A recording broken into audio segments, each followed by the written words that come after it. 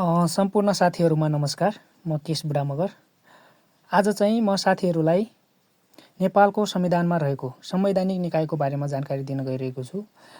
नेपालको संविधानमा 13 वटा संवैधानिक निकायको बारेमा व्यवस्था गरिएको छ।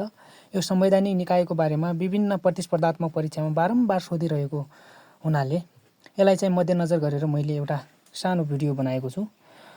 संवैधानिक निकायहरू नेपाल संविधानमा 13 वटा छन्। त्यसको तिनीलाई याद गर्ने सानो सूत्र छ।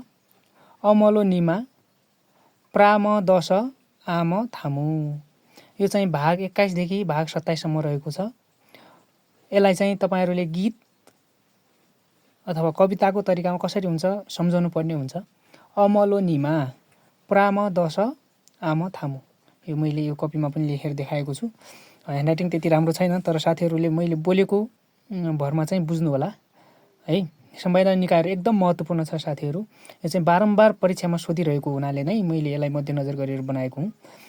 अमलो निमा प्राम दश आम थामु भाग 21 देखि 27 सम्म। अब अमलो निमा यिनीहरूको अर्थ के हो त?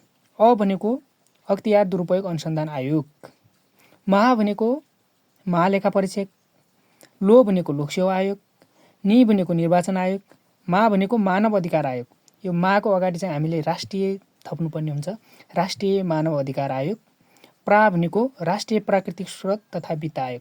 प्राको अगाडि पनि राष्ट्रिय जोड्नु पर्यो। राष्ट्रिय प्राकृतिक स्रोत तथा वित्त आयोग।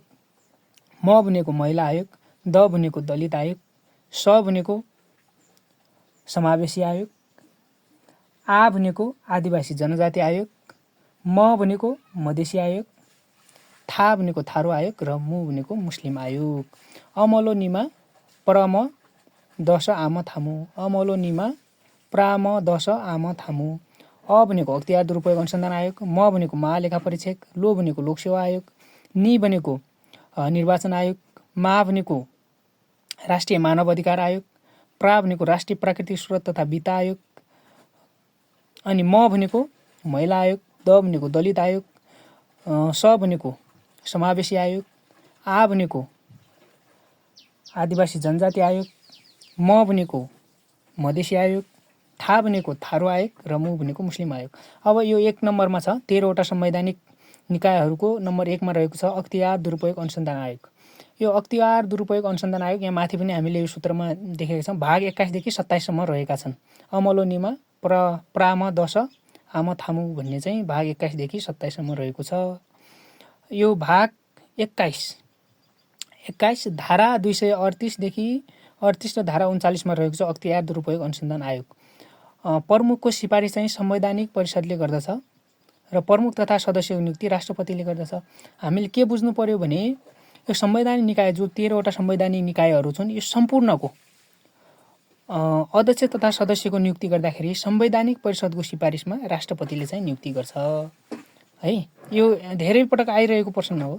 यसलाई चाहिँ ध्यान दिएर सुन्नु होला र अलिकति गौर तरिकाले बुझ्नु होला।